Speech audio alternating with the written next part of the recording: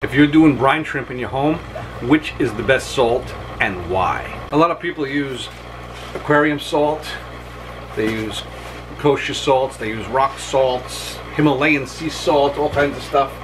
But after using a lot of different salts, I'm using the same one over and over and over, and I'll show you why. The typical way people do brine shrimp is you take about a tablespoon, this will be a liter of water. So this would be roughly 2 heapers of a teaspoon. You take a little dash of baking soda, and then we fill it with water. Water straight out of the tap, almost to the top, and then we're good. Then you have some kind of mount or place.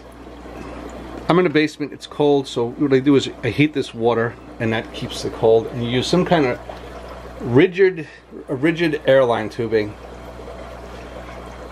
and you stick it in the bottom here. And here is where the salt makes a difference. You see that salt? That is the aquarium salt. It's very coarse, it's big crystals. It takes a long time to dissolve that salt. I think it's really important to have the salt completely dissolve before you add the eggs into the solution. It's been close to 5 minutes and there's still salt down in the cap. It takes a long time for those big crystals to dissolve.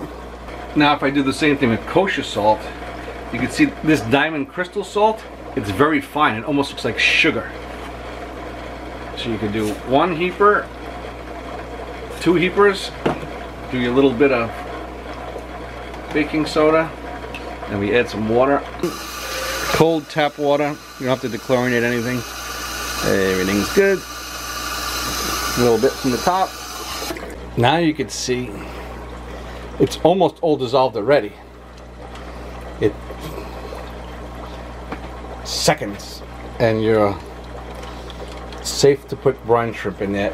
It saves you some time. And when I dumped that thing out to do the old salt, to do this salt, there were still crystals in the bottom. I just couldn't feel them with the straw. Another thing is the clear tubing.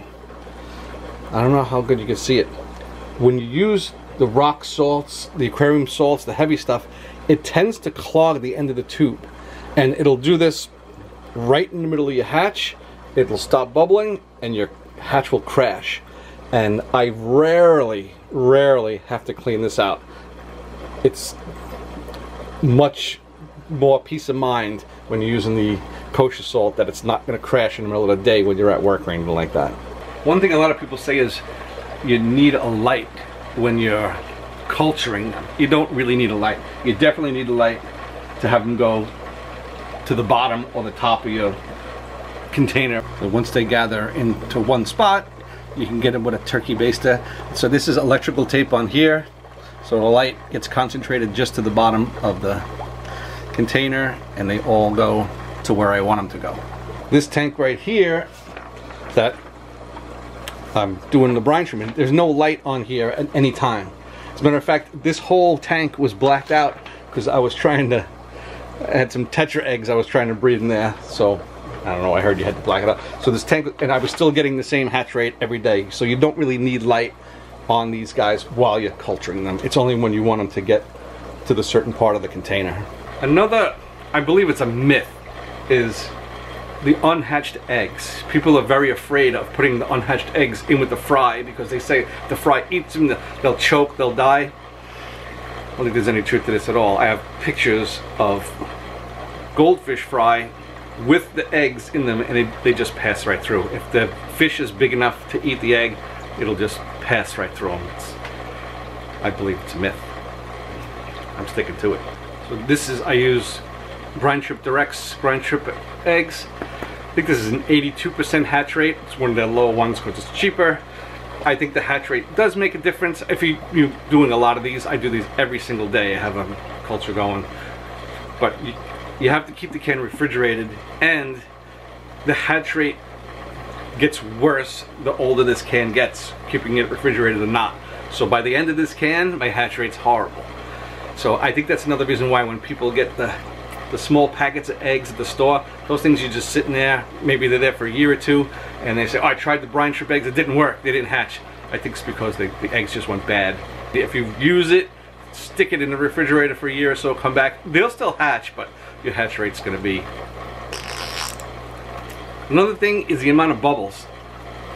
I don't think you can be vigorous enough with the bubbles. People say if there's too many bubbles, they're gonna crash into each other. I mean, Corey had a video from Israel, and they were doing brine shrimp in these huge vats, and it looked like a freaking hot tub in there.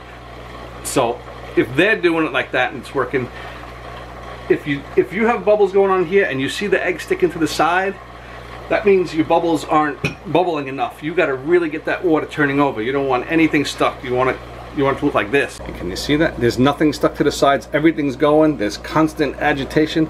This one's doing the same thing. Everybody's just bubbling around in there. Blah, blah, blah, blah. If it's too slow, things will stick, and the hatch rate, those eggs aren't going to hatch. So you got to keep them, get them moving. I do it enough so that it doesn't bubble over the top. Is any salt going to give you a better hatch rate than the salt? No. You put the decent amount in, the right amount, everything's going to work out.